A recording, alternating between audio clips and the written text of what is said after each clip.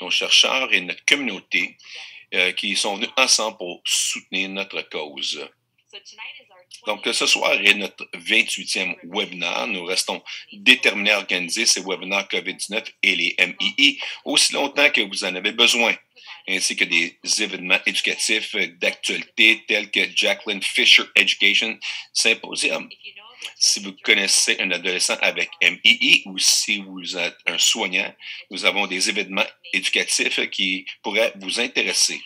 La santé et ce dimanche 28 novembre, heure de l'Est, gérer le MII dans les écoles et le lieu de travail sera discuté dimanche prochain, le 5 décembre, aussi midi, heure de l'Est. Cette dernière session du symposium met en vedette des étudiants et professionnels qui discutent de la façon, comment travailler à l'école et travailler avec Crohn-Colite. Les deux événements sont proposés avec l'interprétation simultanée. Pour vous inscrire, vous pouvez scanner le code QR à l'écran ou visiter notre site Web. Comme toujours, l'enregistrement des webinaires sont accessibles sur notre site Web à crohn-colite.ca. Crohn-Colite Canada croit profondément en sa mission de guérir la maladie du Crohn et la colite et améliorer la qualité de vie des enfants et des adultes touchés par ces maladies chroniques. Veuillez surveiller nos courriels et nos GOTSI Canada, les médias sociaux, pour les mises à jour. Avec cela, un grand merci à notre groupe de travail qui continue de se réunir pour discuter des politiques et des recommandations nécessaires pour notre communauté. Merci aux panélistes aujourd'hui, Dr. Kevin Jacobson, Dr. Anne Family et Dr. David Mack. Merci également à BG Communication et à Mike l'interprète d'avoir fourni une interprétation en direct française. Le Dr. Kaplan et le Dr. Benjamin sont encore nos modérateurs ce soir.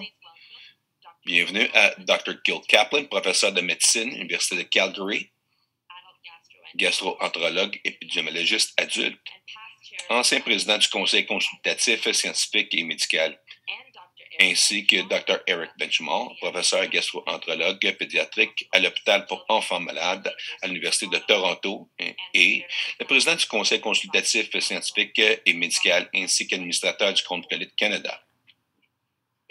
Merci et nos meilleurs remerciements à vous tous et vos familles en ce moment pour ceux qui célèbrent joyeux Hanukkah et tout le meilleur au cours de la prochaine saison des vacances.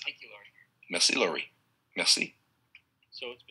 Donc, ça fait un petit bout, à peu près un mois et demi, je crois. Ton idée, en fait, on a particulièrement timé ce webinaire pour être ce qu'on pensait allait être l'approbation de Santé Canada et les vaccins pour les enfants de 5 ans à 11 ans. Donc, on espérait que ça allait travailler et, en fait, cela a fonctionné. Et cette semaine en Ontario, en Alberta aussi. Et je crois aussi qu'on va le voir au travers du pays très bientôt. C'est vraiment excitant de pouvoir avoir ce webinaire et particulièrement tout le monde, tous les panélistes qui sont des spécialistes pédiatriques. Je connais tellement de gens dans la communauté MII, les enfants, les parents, les familles sont tous vraiment intéressés et curieux sur ce que ce vaccin veut dire. Et encore une fois, de ne pas voler le tonnerre le séminaire, mais on recommande aussi que les enfants de 5 ans à 11 ans soient vaccinés. Ce n'est pas juste une recommandation, mais j'ai un enfant de 10 ans et 7 ans et ils sont inscrits et cédulés pour leur vaccin. Donc, c'est une belle opportunité pour apprendre pourquoi c'est la bonne décision à faire pour les enfants. Et j'ai un enfant de 11 ans, en fait, qui est cédulé pour le 28 pour avoir son vaccin. Je dois dire que elle est vraiment anxieuse, elle est un petit peu phobique aux aiguilles, mais elle sait qu'elle va l'avoir. Il n'y a aucun doute, c'était comment et quand.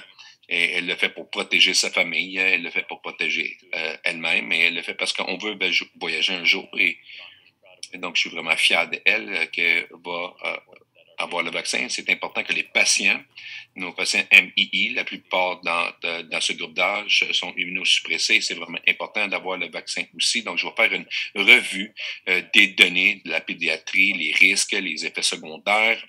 Et on aura un panel excellent pour discuter des vaccins, les réponses chez les enfants, les jeunes adultes avec les MII et discuter les risques et les bienfaits.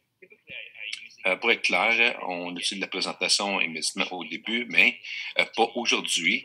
Je vais utiliser mon temps pour toi, Eric. Tu peux se mettre le focus sur les enfants avec MII et je vais passer le micro à toi. Merci, Gil.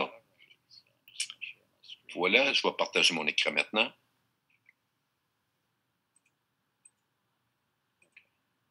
OK. Donc, vous devrez voir mes diapos maintenant. Donc, je voulais commencer probablement 10-15 minutes de planifier, mais je voulais vraiment commencer pour rappeler les gens ou d'enseigner les gens dans l'auditoire sur c'est quoi exactement ce que ça prend pour avoir un médicament et l'apporter au marché alentour du monde. Et la plupart des pays de l'Ouest, du moins, suivent le même protocole. Et les médicaments et les manufacturiers doivent faire de même dans plusieurs pays. Donc, voici ce qu'on appelle les essais cliniques, les phases, différentes essais cliniques. Donc, phase 1 de l'essai est vraiment évaluer la sécurité du médicament et des fois déterminer la dose la plus efficace. Et habituellement, c'est très petit et c'est vraiment tout ce que ça doit faire, c'est planifier pour que ce soit sécuritaire pour avancer avec les volontaires en santé et planifier pour phase 2 et 3. Souvent, dans la phase 2, il y a des évaluations de l'efficacité, mais aussi c'est pas à pleine puissance pour dire si le médicament est efficace ou non. Et donc, la phase 3, c'est vraiment là où nous sommes maintenant avec le plus haut niveau de preuve pour l'efficacité des médicaments et la sécurité. Et ça, typiquement, c'est très large, une très grande étude et vérifier les effets secondaires, les comparer à d'autres traitements. On veut que ce soit comparé au placebo. S'il n'y a pas d'autres sur le marché, on collecte l'information, ce qui arrive à ces patients. L'information très précise, le FDA fait la vérification, si c'est aux États-Unis, l'Agence européenne en Europe et Santé Canada vérifie les phases 3, vraiment toutes les phases de l'essai au Canada. Et phase 4, typiquement, arrive après que le médicament est approuvé. Et ça, une fois, c'est pour continuer à vérifier comment le médicament fonctionne dans les scénarios du vrai monde. C'est vérifier pour l'efficacité du médicament, mais aussi vérifier pour les risques d'effets secondaires rares que possiblement on ne pourra pas faire lorsqu'on est dans une phase 3. C'est un autre regard à la structure des 3 phases avant de l'approbation. Phase 1, typiquement, c'est de 1 à 6 mois. Phase 2 est de 2 ans. Et phase 3, dépendant de combien de gens, peut prendre 12 à 30 mois. Et après cela, ça va aller directement dans une revue que souvent le FDA aux États-Unis peut prendre des années à voir les revues de réglementation. Ça vaut la peine de noter que pour le vaccin COVID, c'est vraiment ce qui a été compressé. Donc, le temps exigé pour passer phase 3 et ce qui a été compressé, on a pu faire les essais beaucoup plus rapides et enrôler beaucoup plus de participants très rapidement. Et le FDA aussi, pendant qu'ils ont fait la même revue qu'ils feraient normalement, ils ont enseigné plus de gens pour que ça soit fait.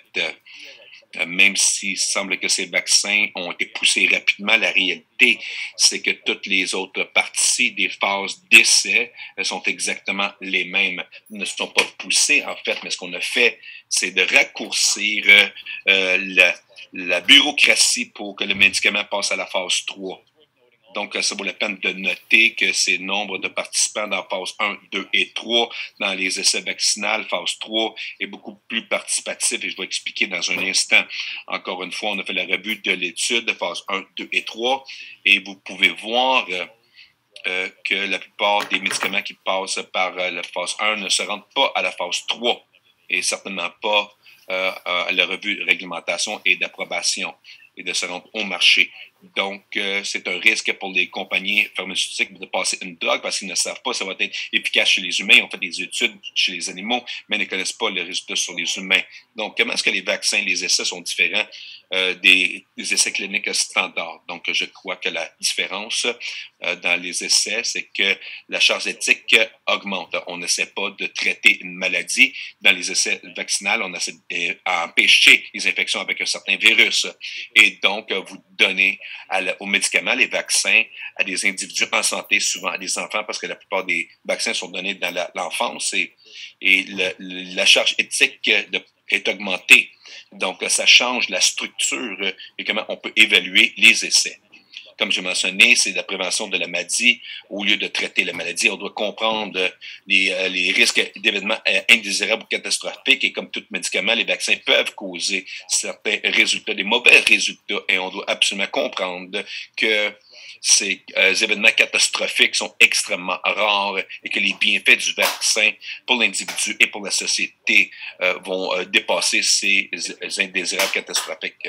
Typiquement, les risques à long terme nous concernent moins. Je vais mettre l'emphase ici multiples fois aujourd'hui. Donc, si on arrive avec un message ici, au travers de ce webinaire, c'est celle-ci, qu'il n'y a pas eu de vaccin dans l'histoire humaine qui a causé des événements à long terme après 60 jours. Donc, on parle des risques à long terme de ces vaccins, ces nouveaux vaccins chez les enfants. Et il n'y a pas de raison biologique de croire qu'il y aurait des risques à long terme ou des années en cours de route chez les enfants ou les adultes parce que les vaccins quittent le système après qu'ils ont été injectés après 60 jours et rien n'est causé des indésirables catastrophiques après 60 jours ou dans le vrai monde. Et on parlera de ces événements catastrophiques ou indésirables. Ils ne sont pas sans effet, c'est sûr, mais au-delà de 60 jours, c'est pas préoccupant. Les sites de phase 3, généralement, des milliers de volontaires sains, pas des centaines, pour le vaccin, pour évaluer est-il sûr, est-il efficace et quels sont les effets secondaires les plus courants.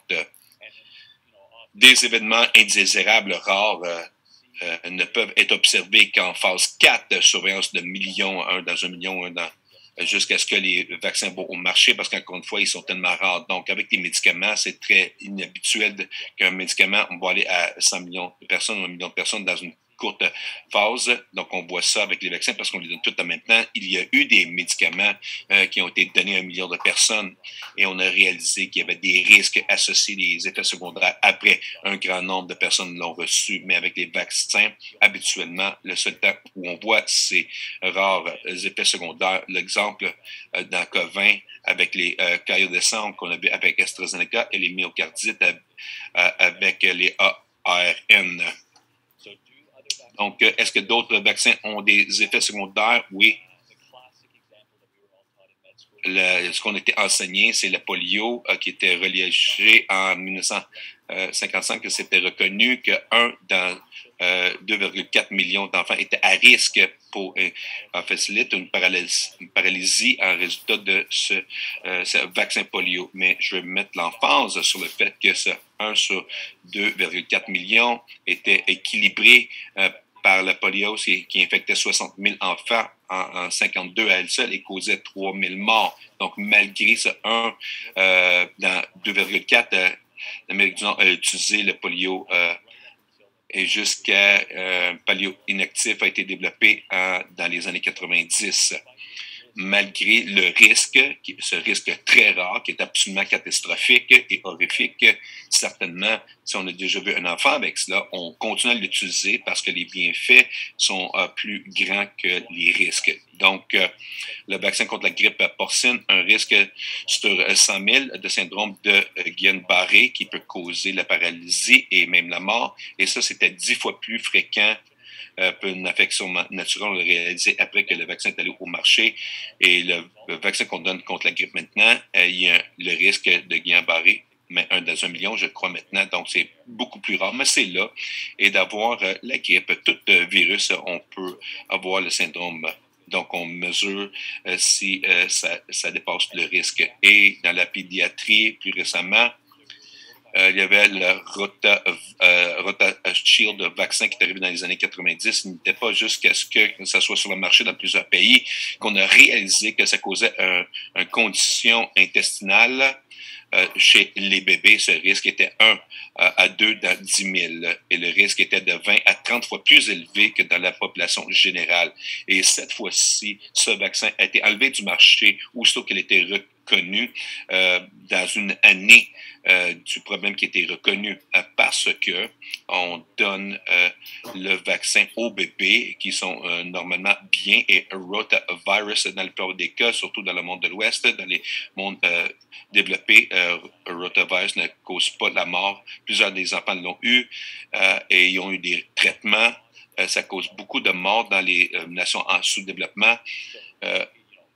Et donc, encore une fois, il y avait toujours la question, est-ce qu'on aurait dû continuer à le faire dans les pays pauvres, mais c'était retiré du marché par la compagnie en 2006. On avait 2 nouveaux vaccins sous licence. On leur donne partout dans le monde entier. Et même à ce moment-là, on ne reconnaît pas le risque jusqu'à ce que des années plus tard, le risque était beaucoup plus bas que dans le vaccin original et mais il y a encore dans 40 000 risques d'invagination.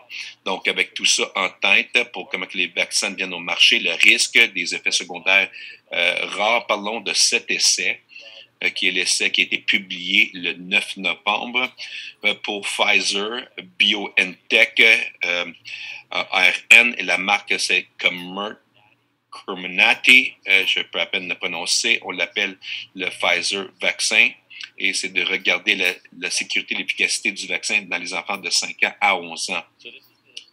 Donc, c'est l'étude conçue dans cette publication rapportée de la phase 1, qui a regardé les doses et les risques des effets secondaires chez les gens en santé. Et la phase 1, je ne fais pas trop de revues ici, mais ils ont décidé, ils ont regardé 10 et 20 et 30 microgrammes chez les adultes. En microgrammes, 30 microgrammes, ils ont trouvé que 10 microgrammes était probablement le plus bas et sécurité, plus efficace comme dose basée sur les 50 individus. Ils ont pris les 10 milligrammes et ont apporté ça phase 2 et 3, et ils l'ont donné à 1500 enfants âgés de 5 à 11 ans, et 750 ont reçu le placebo.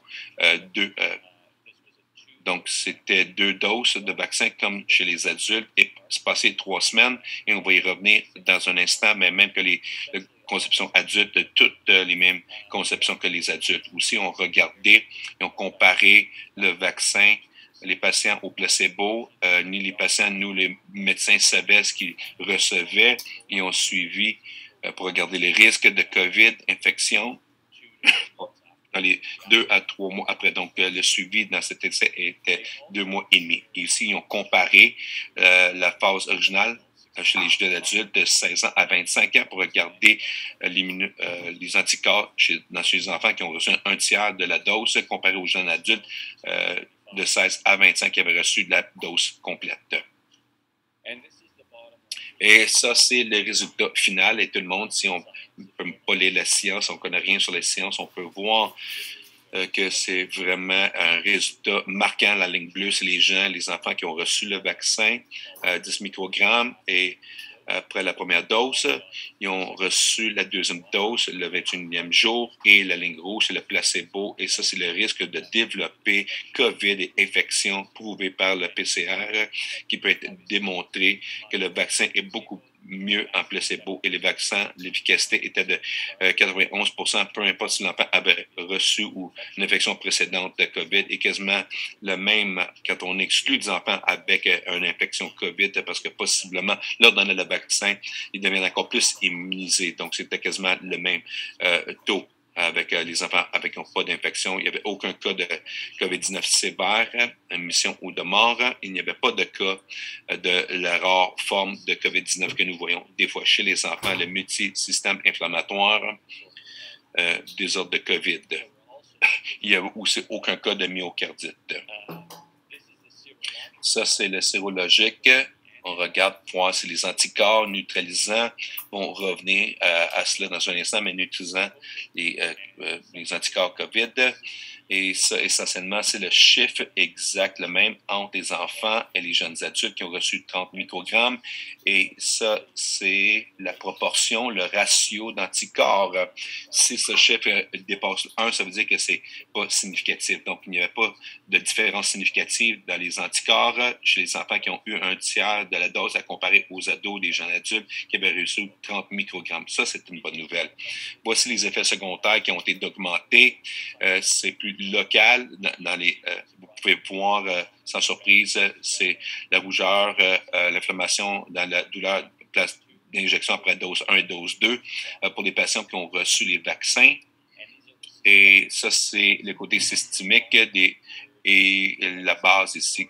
On avait plus douleur légère, modérée au site d'injection, douleur sévère au site d'injection, peu avaient la fatigue, des maux de tête, frissons, douleurs musculaires, et il y avait plus de symptômes après la deuxième dose. Vous pouvez voir ça. Nous tous, les adultes qu'on a reçu le vaccin, peuvent complètement comprendre que plusieurs ont expérimenté ces effets secondaires après avoir reçu le vaccin. Il y avait à tout et partout très peu d'augmentation d'effets secondaires. Souvenez-vous que le placebo aussi avait des effets secondaires, que ce soit perçus ou des vrais effets secondaires. Il n'y avait pas significativement une augmentation, très peu d'augmentation dans le taux relié au vaccin.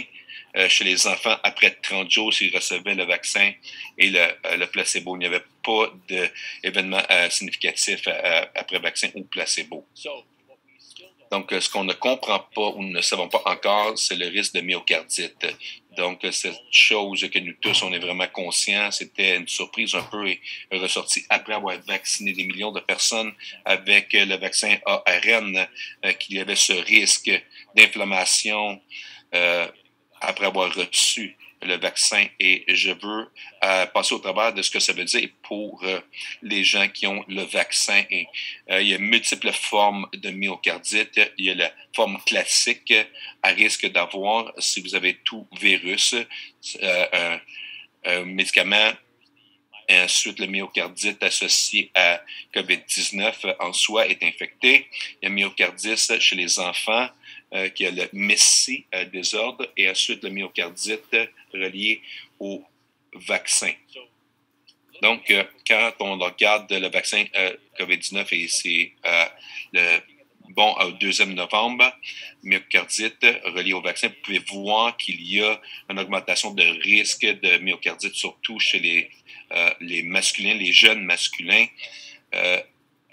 Je retourne, je ne l'ai pas dit encore, mais on va en parler dans un instant, mais je veux vous montrer ceci. Donc, le risque de myocardite dans ce groupe d'âge, dans la population générale, est de 18 par 1 million de personnes. Donc, si on retourne à ce chiffre ici, ça, c'est le risque par million de doses du vaccin. Vous pouvez voir que c'est pas trop différent des 18 par million dans le groupe d'âge de 18, mais c'est plus haut que la base qu'on voit dans la population américaine. Une autre chose à noter, c'est plus haut dans les 16 à 17 ans, et en fait, ça diminue. C'est moins chez les patients en plus jeune âge. C'est important lorsqu'on pense à les risques dans un 5 à 12 ans. Si c'est la même tendance, c'est même à plus bas comme les 16 ans à 17 ans.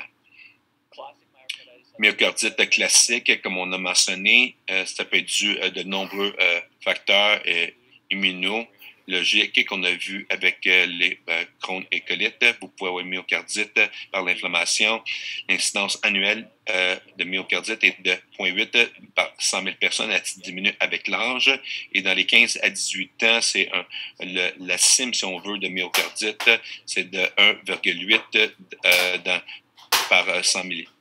Ce qui est important, c'est que cette myocardite classique, c'est 2 tiers hommes, ce qu'on voit chez les situations vaccin COVID, mais la mortalité n'est pas bien. C'est de 1 dans 20 personnes avec le myocardite classique qui vont mourir. Une mortalité ils ont besoin de transplantation de cœur à cause de la myocardite. Donc, des mauvais résultats, c'est la myocardite classique. Donc, des mauvais résultats aussi avec la myocardite reliée au MIS-C. Après avoir COVID-19 comme infection, en fait, le taux de myocardite de la MIS-C comme patient, c'est à peu près de 18% de leur population. La ligne de base de tout ça, c'est que c'est pas bon. C'est très sévère lorsqu'on rentre dans la MIS-C. En contraste, de l'avoir à cause de COVID, d'infection, c'est très rare. Donc, c'est de 2 hôpitaux. Dans les bases de données, vous pouvez voir ici, le myocardite était présent à peu près 2 dans 1 million de personnes qui ont COVID-19, à comparer à 8% qui ont MIS-C, et ça ici, c'est de 1 dans 1000 qui ont eu COVID-19, à comparer à 9% avec MIS-C. Donc, c'est là. C'est pas 0, mais c'est beaucoup plus bas lorsqu'on a Messi, je dois dire. Encore, souvenez-vous que le risque après le vaccin est beaucoup plus bas. Le risque de myocardite est beaucoup plus bas après le vaccin que ce l'est après une infection COVID. Donc, c'est pour cette raison qu'on le donne encore aux ados, parce que le bienfait de recevoir le vaccin dépasse le risque de myocardite. Cette étude vient d'être publiée Donc, ce n'est pas une revue, prenez-le avec un grain de sel, il n'y a pas de revue encore, mais c'est la plus grande série des myocardites reliés à COVID et il se compare aux enfants, les enfants Atlanta, 201 patients qui ont eu myocardite et ont regardé les reliés au vaccin classique et Messi.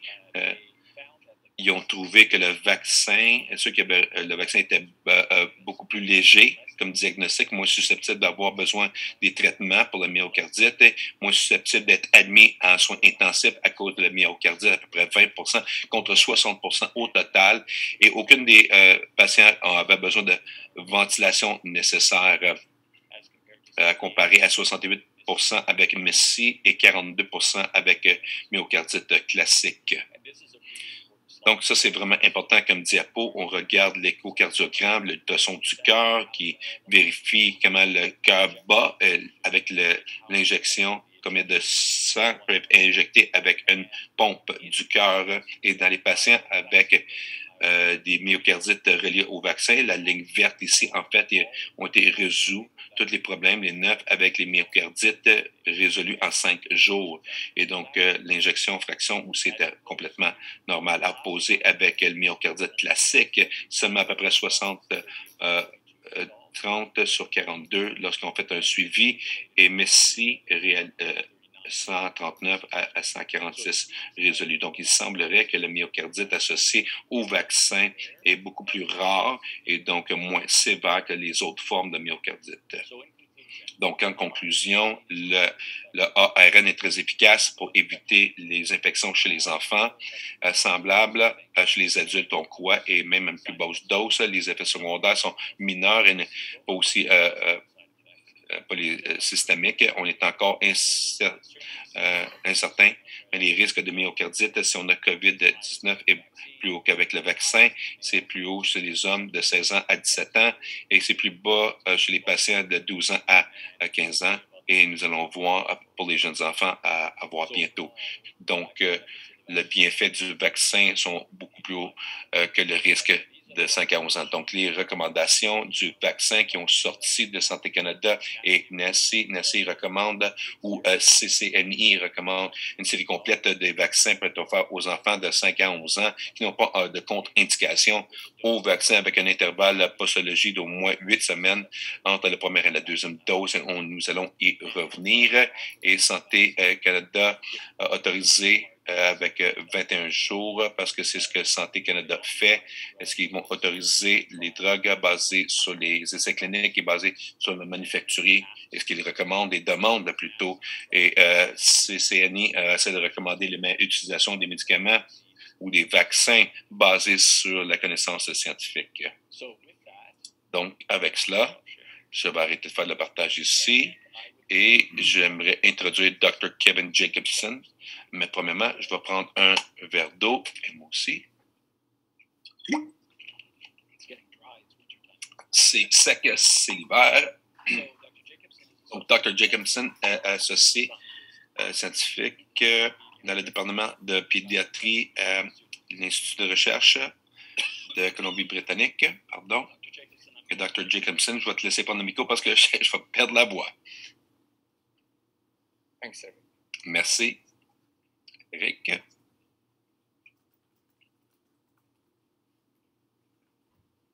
Donc, Eric, il nous a donné un chemin croisé ici dans ma présentation et d'avoir démontré que dans les enfants, le vaccin est efficace et sécuritaire. Dans les enfants en santé, maintenant, on va regarder voir la sécurité, l'efficacité et la sécurité de ce vaccin chez les enfants avec le MII qui sont sur nos thérapies. Et en particulier, des thérapies plus fortes sur les biologiques, les modulateurs. Mais avant de faire ça, je vais donner une introduction et de parler un peu de quelques-uns des études adultes et les études de pédiatrie qu'on a fait. Donc, quelques études qui ont été faites au Royaume-Uni très récemment qui ont montré les études suivantes.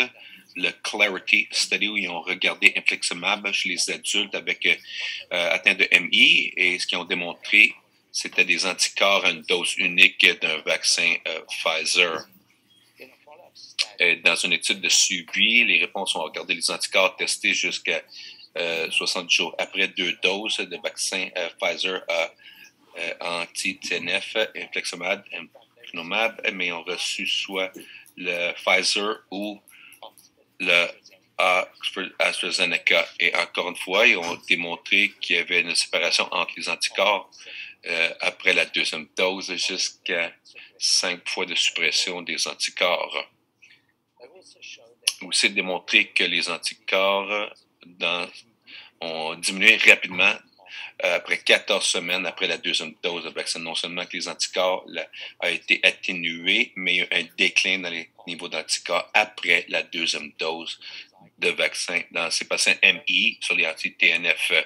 Mais cependant, chez les patients qu'on a utilisé, le betlicimab, qui bloque les T-cells, une cellule blanche migration dans le gut. Les taux d'anticorps sont maintenus jusqu'à 16 semaines. Ils ont démontré qu'il y a un différentiel sur les anticorps, les réponses dépendant le type de médicaments et les biologiques qui étaient utilisés. En plus, ils ont démontré que les réponses T, celles qui protègent de l'infection et aident à contribuer aux anticorps, ont été supprimées jusqu'à 20% des traités par l'anti-TNF et velozumab après la deuxième dose, soit l'un des 2 vaccins AstraZeneca ou Pfizer.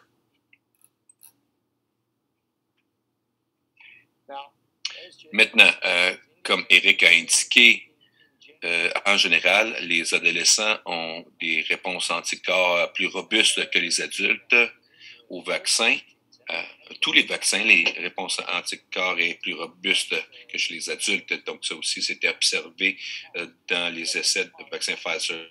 Mais dans le vrai impact du immunosuppressif sur les réponses vaccinales contre le SRAS modulateur n'était pas évalué dans les essais de vaccins parce que ces patients étaient exclus de l'essai clinique. Donc, comme résultat, on a dans la population, on a senti que c'était essentiel de le faire. On a entrepris l'étude pour évaluer l'efficacité de la durabilité des réponses vaccinales dans notre population pédiatrique de MI et ensuite de regarder la durabilité du vaccin, ses réponses et la durée du anticorps va demeurer haute sur une période de temps. Et dans notre première cohorte, nous avons recruté les adolescents de 12 ans à 17 ans traités avec des agents anti-TNF, soit en association ou avec un immunomodulateur ayant reçu le vaccin Pfizer. Donc, les anti-TNF ont été prédominamment à infliximab. On avait des patients à adalimumab et traités seuls ou en combinaison avec les nouveaux immunomodulateurs methotrexate ou semblables. Après la vaccination, on a tiré des sérums pour tester les anticorps. Et les anticorps aux protéines virales mesurés au départ, si on pouvait entre 28 jours et 3 mois après la première dose de vaccination, 3 mois après la deuxième vaccination, mais entre les 28 jours et 3 mois, il avait reçu la deuxième dose 3 mois après le premier vaccin, désolé. Donc, on a regardé voir les protéines de pointe S, les anticorps à ces protéines. Nous avons regardé le spike protein, les récepteurs, et le capsid protein. Particulièrement, on a regardé les anticorps directement dans ces protéines qui sont produites par le virus. C'est ce qu'on a essayé. Et aussi, on a mesuré, comme Eric a dit, les neutralisants de capacité contre les virus vivants. Donc, on prend le sang et on expose le sérum du patient qui contient les anticorps au virus et on voit si on peut neutraliser le virus qui affecte les capacités. Les anticorps, les réponses aussi, les anticorps, sont évalués un an après pour regarder la longévité de la réponse. À date, on a recruté 141 adolescents et nous avons comparé les anticorps par rapport aux cohortes adultes en santé, comme Eric a déjà démontré. On aurait pu faire dans une circonstance idéale, comparer ça à un groupe d'âge égal. Mais étant donné la pandémie et la circonstance, n'était pas si facile à faire, malgré que cette diapo semble compliquée. Vraiment, c'est assez clair. Ce qu'on démontre ici, c'est que les anticorps, la réponse à la protéine et au récepteur, si on regarde à le panneau de gauche, c'est le XY et la basse ligne, jour 28 et 3 mois, et les anticorps ici sur les récepteurs, et ça, c'est contre le protéine spike. Le cercle solide, c'est les adultes, les petits carrés sont la pédiatrie, les patients MI sur infliximab, et les triangles ou les IBD patients sur infliximab avec un immunomodulateur. Ça, c'est la base. Ils ne sont pas très significatifs. Ils sont un peu plus hauts ici chez les patients adultes. On va y revenir. Si on regarde jour 28 par rapport aux anticorps, aux récepteurs, ils sont dans les adultes en santé, monothérapie ici, infliximab, combinaison. Et ce qu'on peut voir, c'est qu'il y a une différence dans les anticorps et la réponse anticorps dans ces patients qui sont sur infliximab. Une thérapie versus infliximab et combinaison dans cette dose en combinaison ont plus basse anticorps que ceux qui sont sur infliximab et monothérapie qui étaient semblables aux adultes en santé comme contrôle. Ensuite, on s'est déplacé à 3 mois et on voit que si on se déplace au travers des 3 boîtes, vous pouvez voir que dans les patients population qui sont infliximab combinaison comme thérapie, et on voit que les anticorps et la réponse après 3 mois est beaucoup plus robuste et c'est non différent de ceux qui sont sur infliximab seuls ou ceux les adultes en santé. À jour 28, la réponse était supprimée ou diminuée. La réponse était semblable à ceux sur les monothérapies et les contrôles. Si on regarde la protéine spike, la base jour 28, encore une fois, vous pouvez voir dans ces patients sur infliximab, combinaison thérapie, les anticorps et plus bas, mais pas de façon significative, plus bas que sur infliximab monothérapie, mais c'est significativement plus bas que les adultes en santé. Encore une fois, si on se déplace aux 3 mois, on peut voir que les anticorps est beaucoup plus robuste chez les patients sur infliximab, combinaison, thérapie, et maintenant, c'est non différent de infliximab mono comparé aux adultes en santé. Vous pouvez voir avec les réponses anticorps, malgré que les réponses anticorps sont à la baisse dans les combinaisons, vous pouvez voir semblable aux adultes que 3 mois après la deuxième vaccination, les anticorps et réponses est beaucoup plus robuste et non différent.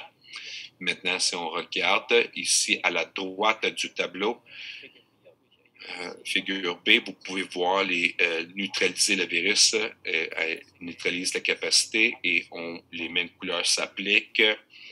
Les points, cercles points noirs, en santé et les squares mono et les triangles infliximab combinaison thérapie.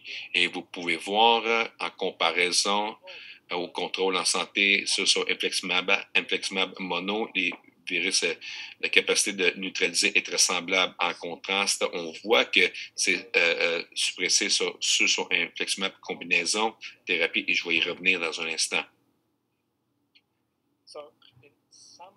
Donc, en résumé, dans nos études préliminaires, et on n'a pas regardé les 141 patients, on a regardé 41 patients sur les 141 patients. Et dans cette étude cette cohorte pédiatrique sur infliximab monothérapie, les anticorps, les concentrations étaient semblables dans les adultes infectés après la première dose. En revanche, chez infliximab associé avec les nouveaux modulateurs, les anticorps, concentrations était significativement inférieure à celle des témoins sains après la première dose de Pfizer. Après 2 doses Pfizer, il n'y avait pas de différence dans les réponses anticorps 3 mois après la première dose de vaccin chez ceux infliximab seuls ou sous traitement combiné par rapport aux adultes en bonne santé. Et plus bas, j'ai donné la médiane intervalle entre la première et la deuxième dose, qui est de 46 jours. L'intervalle était de 42 à 86, qui est semblable à ce que Eric a indiqué à la fin de sa présentation. Ce qu'on a montré, c'est que la capacité de neutralisation était plus faible chez les personnes sous thérapie combinée. Et je mentionnais plus tôt que j'allais indiquer ce que je crois qui se passe ici. On n'est pas sûr encore à ce point dans le temps, mais je crois que c'est dû à le Metadrex très haut. Donc, il y a plusieurs de nos enfants qui sont sur infliximab, particulièrement les jeunes garçons avec Methotrexate, et c'est des très basse dose, et je ne crois pas que c'est un problème. Je crois que les anticorps sont adéquats, mais c'est dans ces patients qui sont des hautes doses de Methotrexate en combinaison avec infliximab qui semblent diminuer leur anticorps neutralisant et leur capacité. Mais comme j'ai dit, c'est un petit groupe d'essais et on a besoin de plus d'évaluation pour déterminer s'il y a vraiment un cas ou non. Donc, en conclusion, notre étude a fourni des preuves préliminaires d'une réponse anticorps réduite par vaccin Pfizer chez les enfants sous infliximab en combinaison avec le immunomodulateur. Cependant, nos données montrent également que la plupart des patients pédiatriques atteints d'un MI reçoivent infliximab monothérapie ou en association développent des réponses anticorps acceptables par rapport aux adultes. Bien que ces résultats soient basés sur une petite tête d'échantillonnage, ils fournissent des données rassurantes en contraste avec les données rapportées par les études britanniques.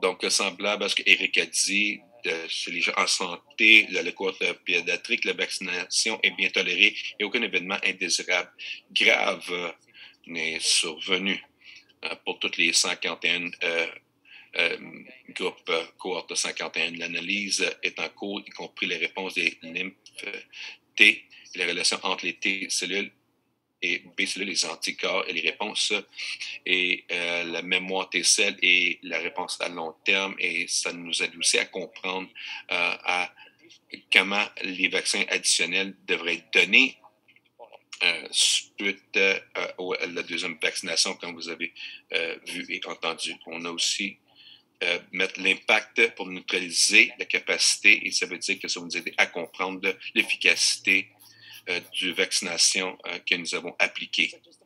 Donc, quelques petits commentaires et de reconnaissance, comme il est indiqué,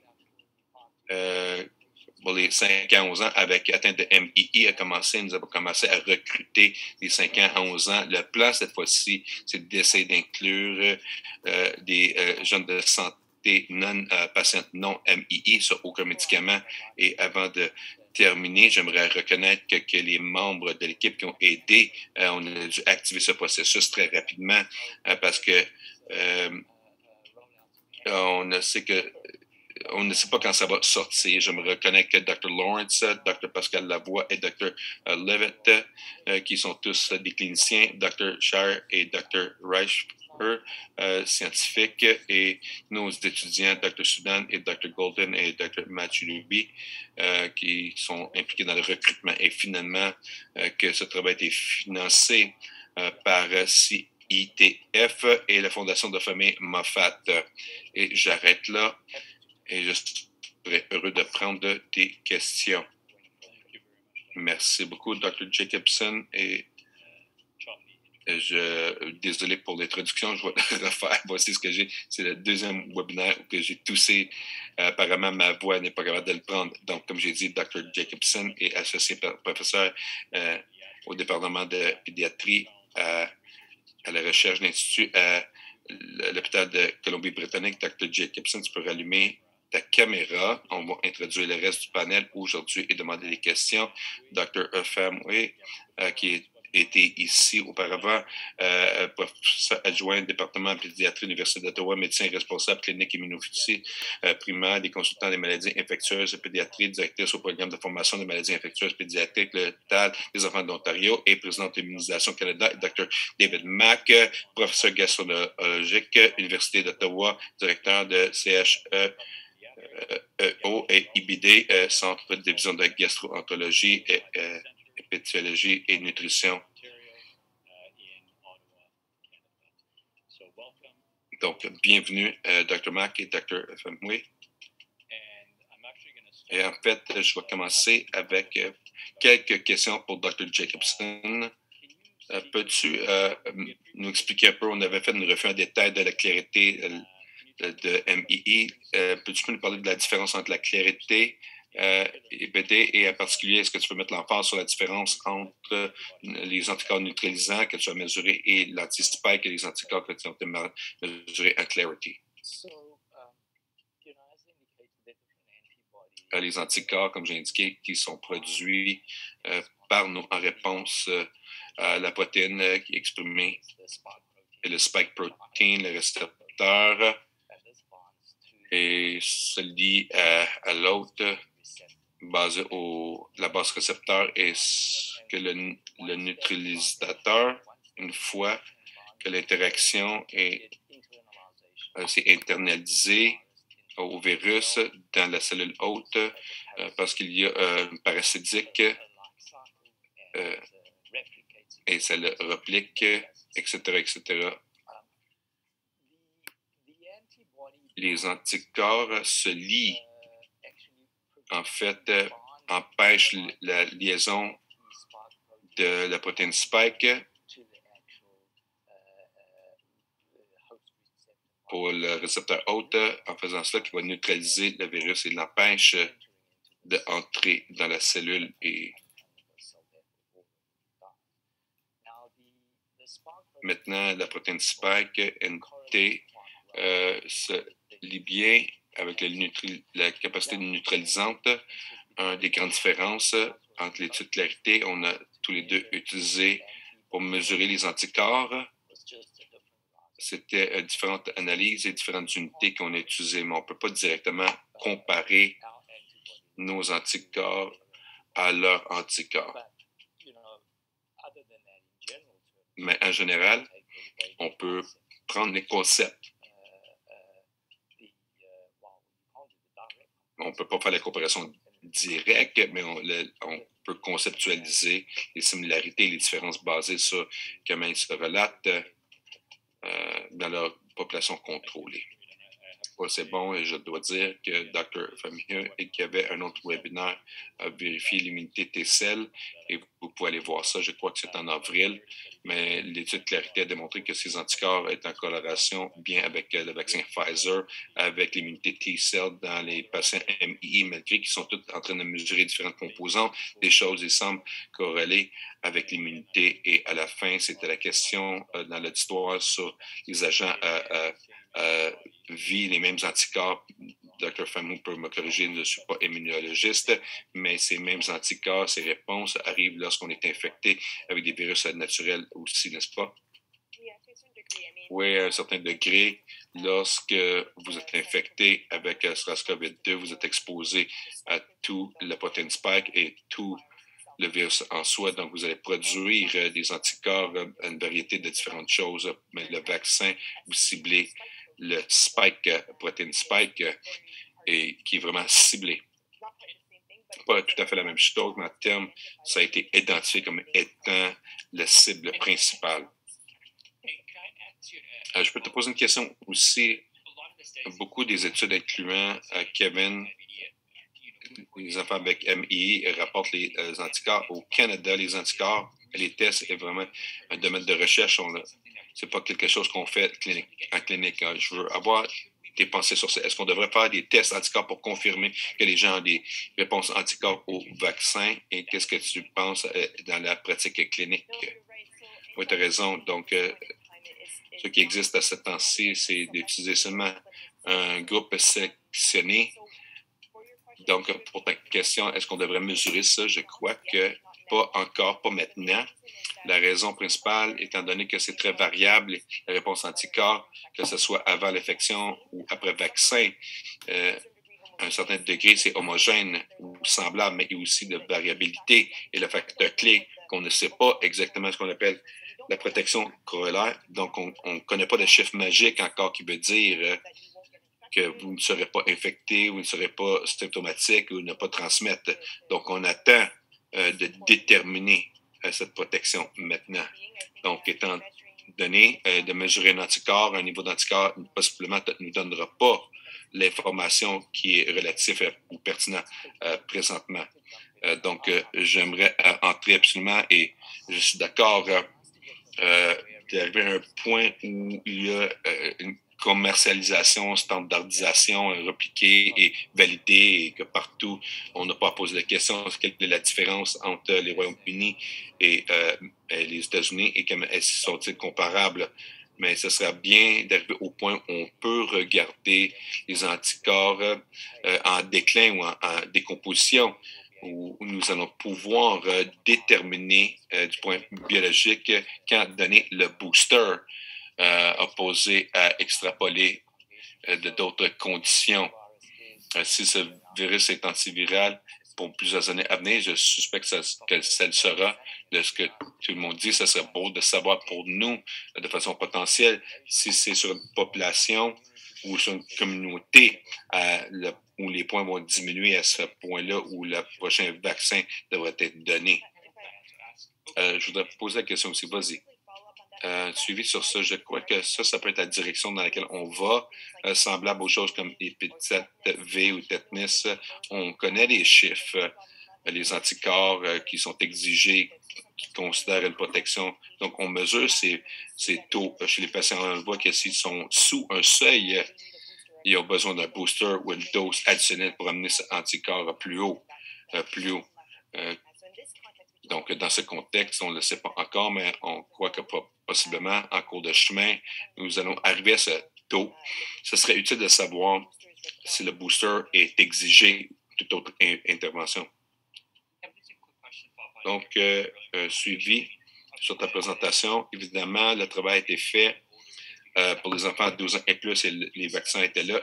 Est-ce que tu t'attends d'avoir une différence lorsqu'on descend aux 5 à 11 ans? C'est une question intéressante. J'espère qu'on aura assez d'enfants pour voir s'il y a des différences. Mais je me demandais si ça serait différent dans les ethnicités. Ce serait une question, je ne sais pas, possiblement qu'ils peuvent répondre un peu mieux. Comme Eric dit, le dosage de microgrammes est plus bas et on présume que les réponses anticorps vont être semblables. Donc, je ne sais pas si ça va être plus robuste, mais semblable à ce qu'on voit dans les enfants plus âgés, mais avec une dose plus basse. Et pour faire un suivi sur Kevin, en fait, est reconnu un expert mondial à regarder les Asiatiques, qui est une grande proportion en Colombie-Britannique, et à faire un suivi sur ton point. As-tu remarqué une différence, différentes ethnicités associées avec MII? Non, on n'a pas vraiment regardé ça. On a regardé chaque enfant présentement. Donne-nous une couple de semaines et je vais pouvoir répondre ça. Mais pour être honnête, je ne présume pas qu'on va voir une différence, malgré qu'ils présentent différemment, ils se répondent de façon semblable aux médicaments qu'on utilise. Donc, j'anticipe que les anticorps, et possiblement, on pourrait répondre mieux que moi, mais je ne suis pas que les réponses anticorps vont être semblables. Merci, Kevin. Donc, à David maintenant, en tant que gastro-entérologue qui traite beaucoup d'enfants avec le MII, quelles sont tes recommandations pour ces patients? Est-ce que les enfants avec le MII doivent recevoir le vaccin? Je crois que les vaccins sont vraiment nos amis en général. Donc, je recommande les vaccins, et pas simplement ce vaccin, mais tous les vaccins. On a observé les différents diagnostics pour ce qu'on peut mesurer, et s'ils sont plus bas, suggère que les parents puissent avoir la vaccination. Donc, je crois que c'est un des vaccins complémentaires qu'on devrait regarder. Serais-tu inquiet pour les implications sous MII? Je suis plus inquiet que des infections qui causent des troubles avec le MII et on ne l'a pas vu encore, COVID, mais quelque chose de plus commun comme la grippe qu'on a vue, ou les enfants qui ont été hospitalisés et qui ont des inflammations de MII, on ne le voit pas avec les vaccins. On a été impliqué avec cette étude qu'on a faite en Ontario. Dans tous les enfants avec MII en Ontario, on a trouvé qu'on regardait pour voir s'il y avait un risque d'inflammation après les vaccins de grippe. Et on a trouvé que dans les années où les enfants ont eu le vaccin comparé aux années où ils ne l'ont pas eu, en fait, ils ont vu les médecins plus souvent pour les problèmes MII. Donc, on croit que possiblement il y a une indication, comme tu as dit, que lorsqu'on voit en clinique que si on a un virus, tu vas avoir une inflammation. Donc, ça peut être le cas avec COVID aussi, pas juste avec la grippe ou les bactéries dans le ventre. Si on est infecté avec COVID-19, souvent, le gastroentérologue doit retenir les médicaments jusqu'à ce que sur un recouvrement. En Amérique, tu prends toutes les semaines ou toutes les 2 semaines. Quelques délais de ça, on peut rentrer dans des situations où le glucose peut diminuer et avoir des inflammations si on retient les médicaments. Donc, on doit équilibrer le tout. Et il est bien fait, équilibrer le tout. On doit regarder les deux côtés de la médaille. Absolument. Et Gil, pour ajouter à ça, absolument, tu as raison. Mais ça serait plus une inquiétude au niveau, si c'est des niveaux tombent à zéro. Dans le cas va immuniser contre les agents biologiques et on ne peut plus les donner. Certainement. Donc, relié à ça, David, par rapport à ces biologiques, souvent on a la question de est-ce que je devrais l'avoir avant avoir l'injection ou l'infusion, ou est-ce que ce soit à moitié chemin dans le cycle, ou est-ce que je devrais timer basé sur mes infusions biologiques? Oui, ça, c'est une question commune et la logistique peut être complexe lorsqu'on a COVID et l'influenza ou la grippe et ses intervalles et ses biologiques ont été raccourcis. Donc, le plus grand problème, c'est que si les gens ont des difficultés, est-ce que c'est les vaccins qui est donné ou qui ont ces symptômes dont on a parlé? Les gens auraient des difficultés avec les biologiques et c'est, bon, je dis aux patients normalement de ne pas l'avoir toute la même journée. Si on peut le timer entre les deux, ça peut être mieux. Mais ça vient de façon logistique très difficile. Oui, pour les mêmes raisons, je crois que la plupart du gouvernement sont en train de dire qu'on ne devrait pas donner à un enfant le vaccin COVID à 2 semaines du vaccin de grippe, pas parce qu'ils interagissent ou qu'il va causer des problèmes un avec l'autre, mais on ne sait pas lequel va avoir l'effet secondaire. Donc, c'est les concepts semblables. Si sur les stéroïdes, est-ce qu'il devrait attendre? Dans les stéroïdes, c'est comme une question intéressante aussi. Et je crois que je répondrai ceci de 2 façons différentes. Et une chose qui arrive,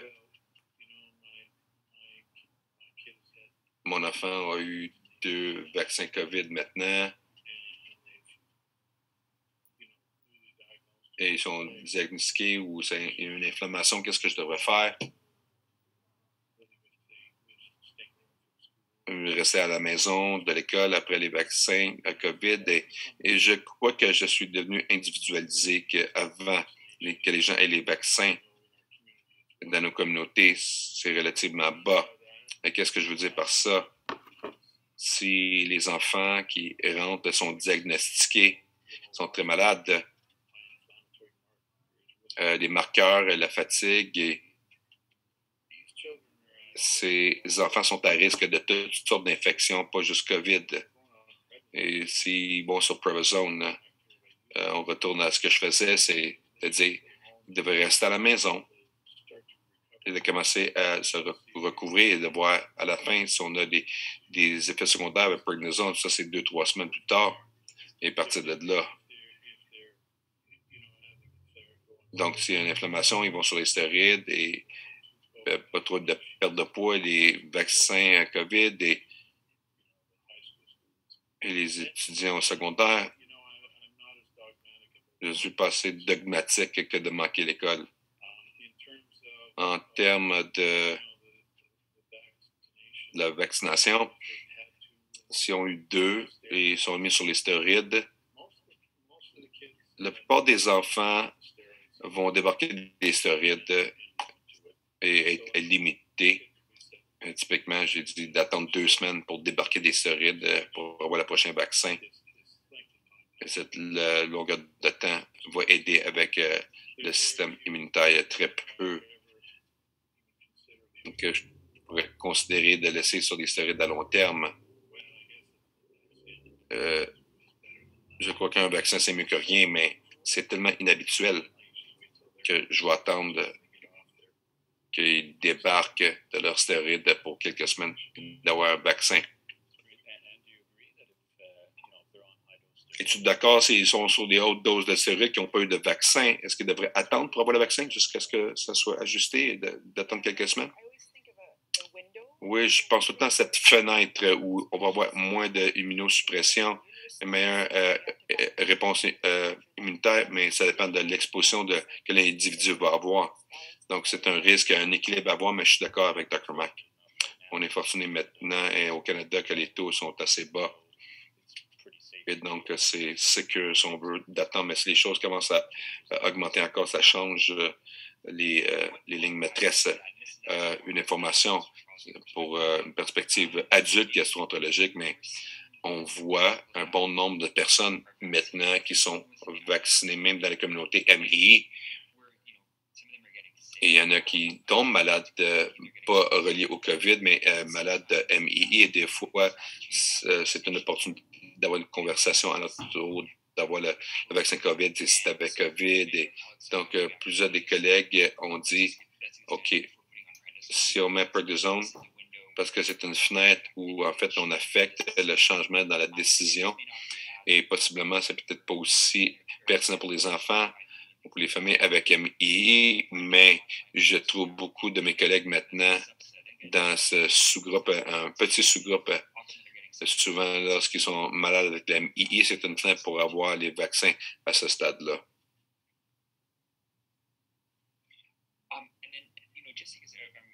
Et on est sensible un peu sur le temps.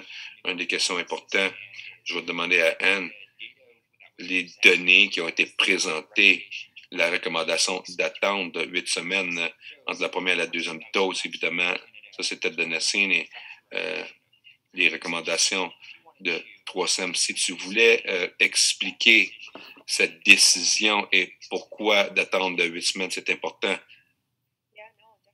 Définitivement. Une bonne question, on la reçoit souvent aussi. Donc, la décision que CCNI pour recommander des intervalles plus longs, 8 semaines, ou du moins minimum 8 semaines entre la première et la deuxième dose, était basée sur les principes de vaccinologie en général. C'est bien d'avoir un peu de temps entre le système immunitaire puisse voir le vaccin ou l'antigène. Et quand on voit il y a un blip à la première exposition, on donne du temps, il y a un peaufinement, et puis après il y a une forte pic qui va être perdurée. Et c'est ça une des recommandations pour les adultes au début de la sortie du vaccin, lorsqu'il n'y avait pas beaucoup n'était pas très disponible et on devait équilibrer est-ce qu'on fait le vaccin de plus de gens possible, dépendant sur les cas et les communautés. Et c'était jugé qu'on peut espacer les 2 doses. Donc, c'est une recommandation chez les enfants, mais aussi sur les recommandations adultes. Maintenant, on a des données pour démontrer que nous avons l'expérience de vie de ce qui arrive avec ces gens qui ont reçu les 2 doses séparées de 8 semaines ou 12 semaines.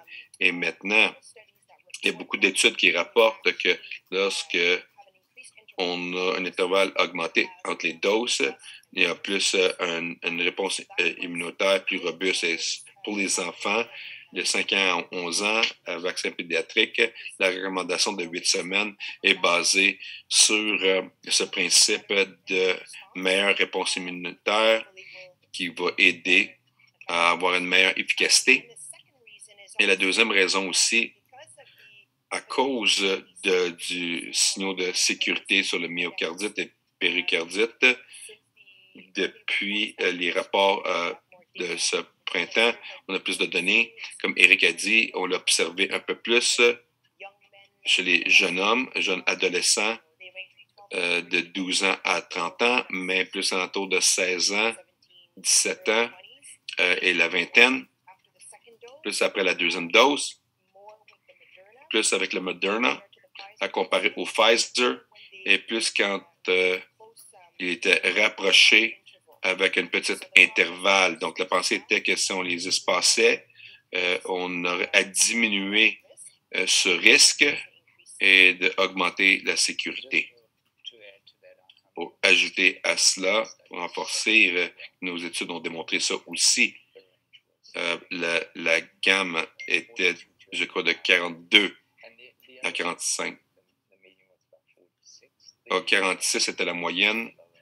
Donc, on se déplace au plus bas, mais l'autre partie, c'est l'espacement de façon potentielle, on augmente la longévité, une plus grande durée de plus haute anticorps dans la stratégie. En fait, on le voit en Ontario, il y a eu des bonnes données dans l'Ontario qui ont démontré que les jeunes gens, sous l'âge, parce qu'on les passait de 8 à 12 semaines au début, on ne voit pas l'immunité, l'infection comme on voyait en Israël et aux États-Unis.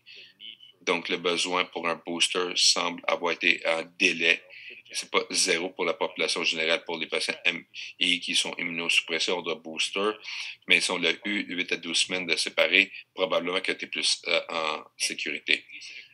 Tu l'as dit bien dans ta présentation, la différence entre Santé Canada et CCNI peut regarder toutes les données au-delà de juste l'essai clinique. Et donc, ça donne ces nuances, la compréhension qui permet ces différentes recommandations. Et une salutation, je voulais remercier tous les membres de CCNI pour le travail qu'ils font. Ça fait 2 ans maintenant qu'ils ont porté volontaire, les cliniciens et de partout au pays, différents domaines d'expertise qui ont passé des heures à verser sur les données et prendre des décisions vraiment difficiles.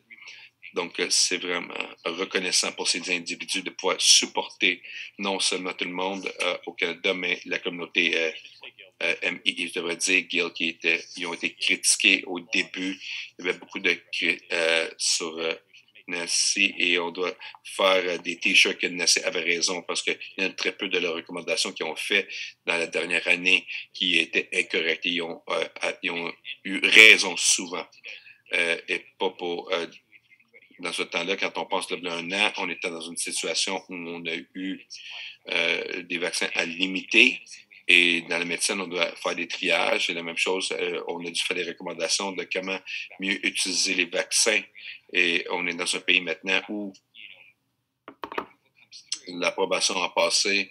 Et une semaine plus tard, les vaccins sont au Canada ou assez pour vacciner tous les 5 ans, 11 ans dans le pays au moins une fois. Et on va m'affectionner de vivre dans un pays comme ça. C'est une décision maintenant.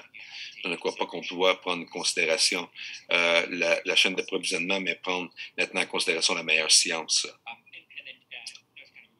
Et une des choses qu'on voulait faire avec ce webinaire aussi, c'est de parler un peu de les idées qui sont arrivées dans l'Internet et les médias sociaux et ces questions. N'importe qui sur le panel peut répondre, mais la première était avec une dose du vaccin, 2 doses, maintenant on monte à 3 doses du vaccin. Est-ce que c'est possible que les vaccins peuvent stresser le système immunitaire et causer des choses à aller mal? Une bonne question pour toi. Y a-t-il un problème avec trop de vaccins?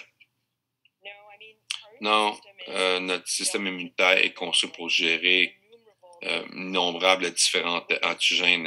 On ne vit pas dans des bulles, on ne le sait pas. En fait, tout le monde qui écoute présentement, tous les panélistes, nos systèmes immunitaires présentement travaillent vraiment fort pour nous défendre. Donc, je ne crois pas qu'on aura trop de vaccins ou trop stresser le système immunitaire. C'était conçu d'être de cette façon. La prochaine question, donc, vas-y, docteur. Je crois que ça fonctionne plus quand on est stimulé et stressé dans nos systèmes.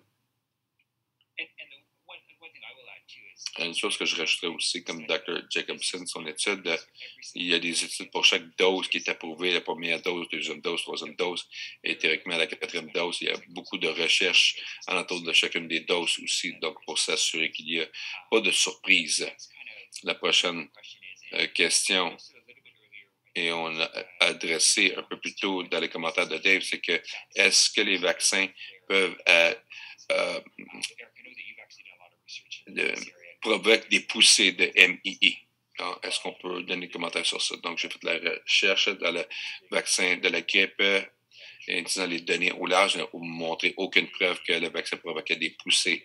En fait, même ça te protégeait dans les années à venir, mais c'est très détaillé sur ce sujet lorsqu'on a fait l'Association canadienne de pratique de gastroentérologie pour l'immunisation, parce qu'évidemment, c'est la question de la sécurité chez les patients avec MII, et donc il n'y avait aucune preuve du tout dans la littérature.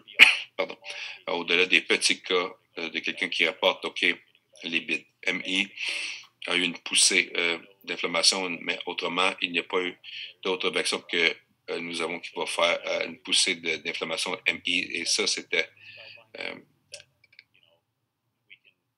on peut recommander la sécurité des vaccins pour des patients MI parce qu'elle ne semble pas causer de problèmes. Non seulement dans MI, on a regardé d'autres maladies inflammatoires, la sclérose en plaques et lupus, et les vaccins ne font pas augmenter la poussée de ces maladies. Donc, on peut dire qu'il n'y a pas de preuve que le vaccin va provoquer des poussées de MII.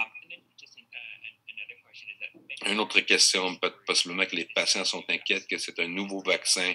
Ces vaccins ARN sont nouveaux et dans la présentation, le processus essai clinique, est-ce qu'on devrait être inquiet parce que c'est un nouveau vaccin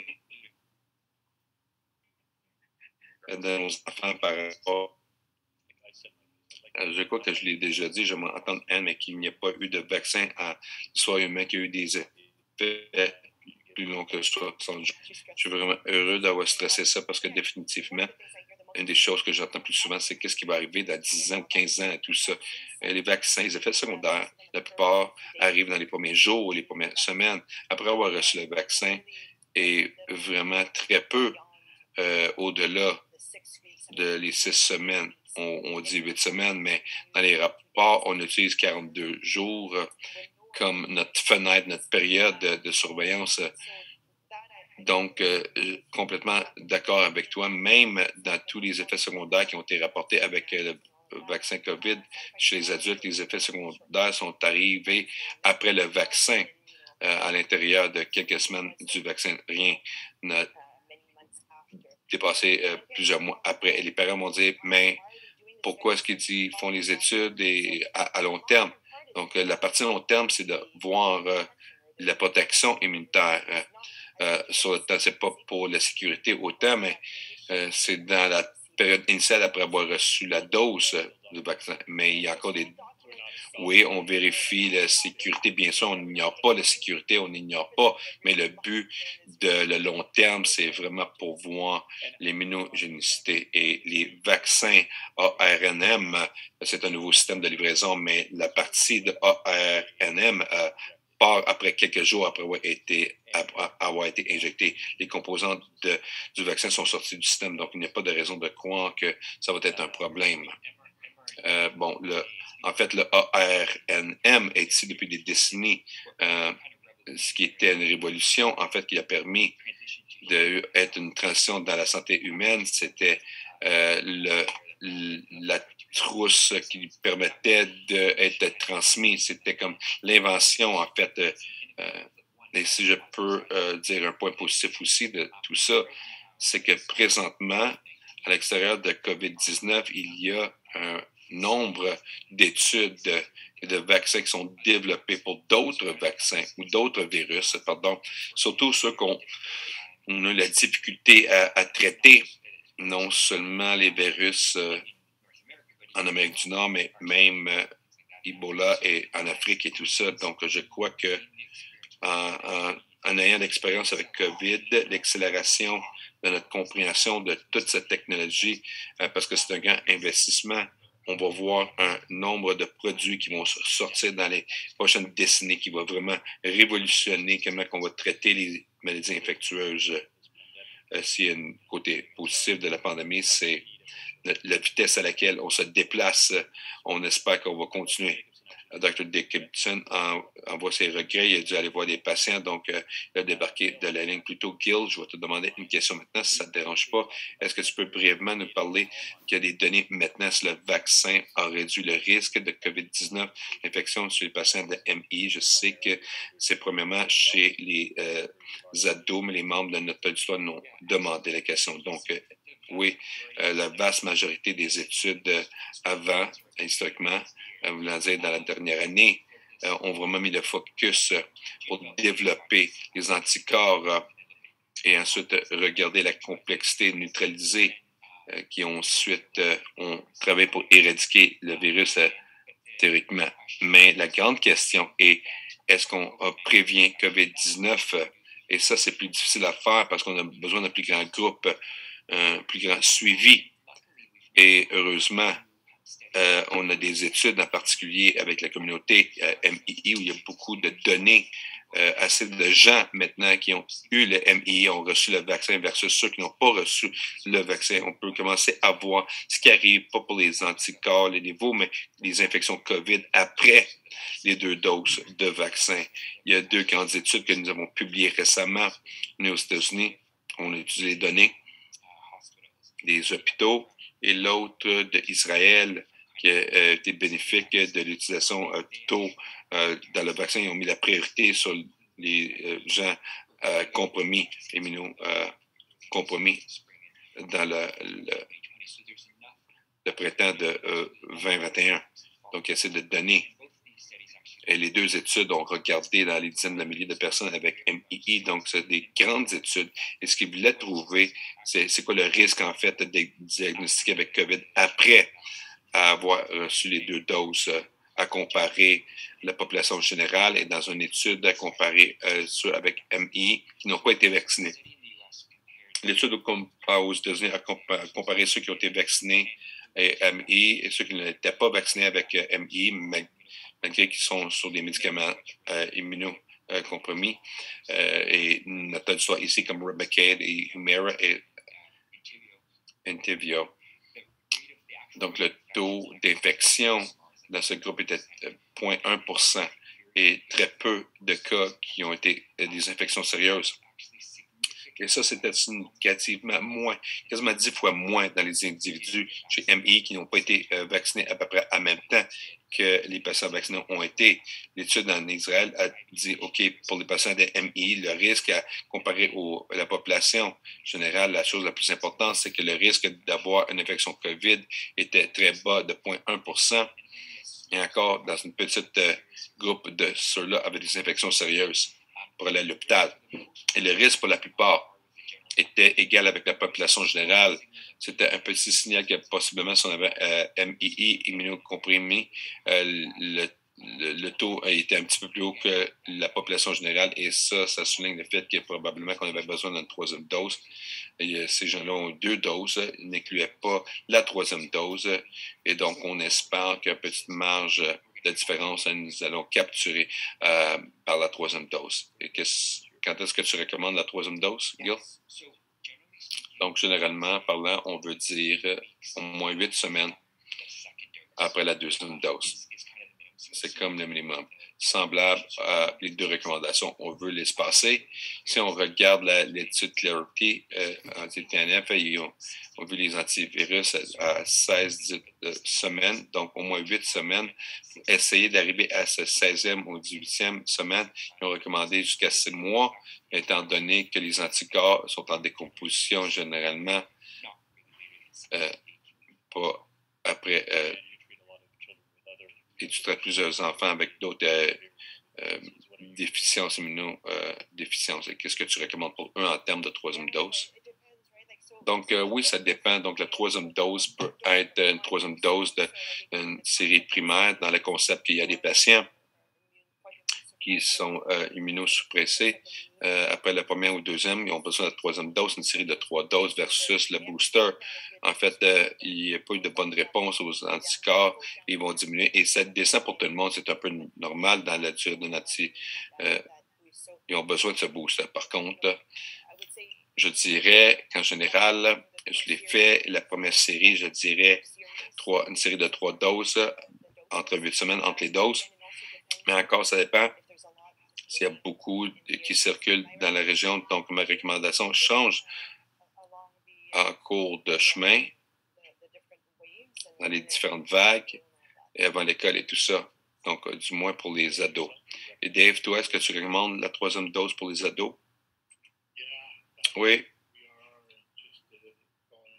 Nous sommes en train de suivre les recommandations. OK. Donc, je crois qu'avec ça, nous allons terminer. Je crois qu'on a donné aux gens beaucoup d'informations au travers de la dernière heure et demie. Et j'espère que vous allez entendre notre message. Notre message étant donné que, s'il vous plaît, vaccinez les enfants. Les deux, Gil et moi, avec des jeunes enfants, allons le faire. Et j'espère que vous allez voir, basé sur les données, que le vaccin est très efficace chez les enfants et que nous croyons que c'est sécure. Il y a encore ce rare effet secondaire, myocardite, le risque est beaucoup plus bas que si on a le COVID. Donc, encore une fois, à la base, vacciner les enfants, c'est important, c'est mieux pour eux. Si on a MII, ça ne va pas interrompre leurs médicaments.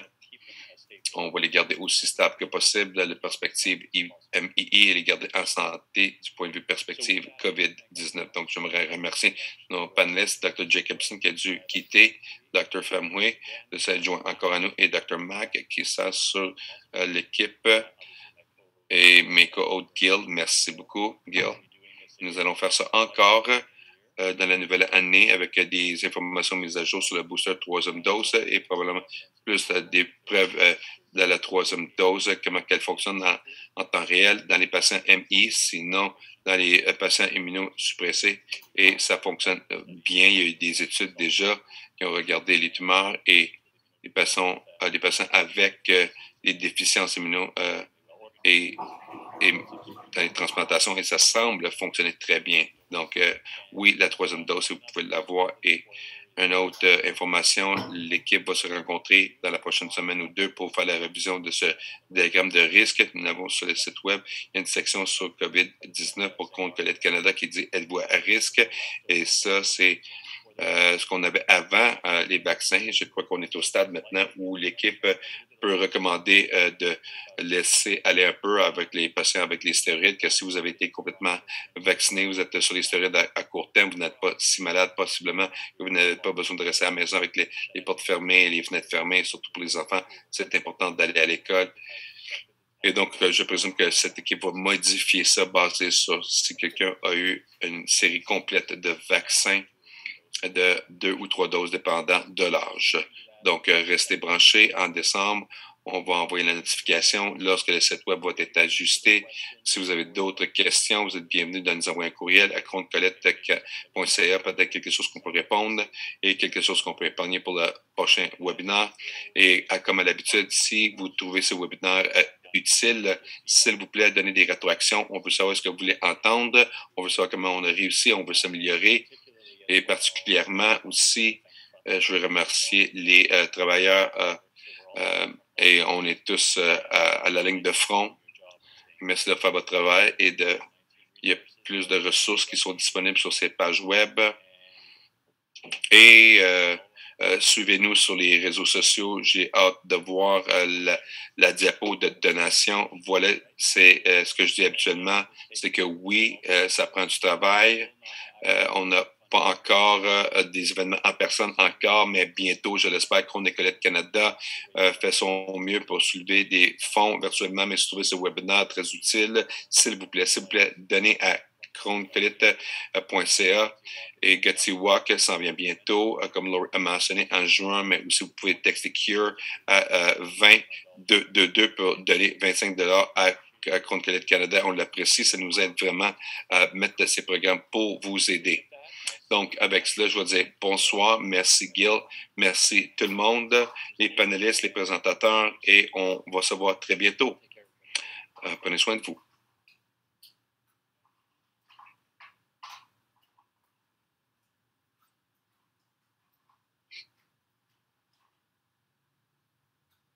Done?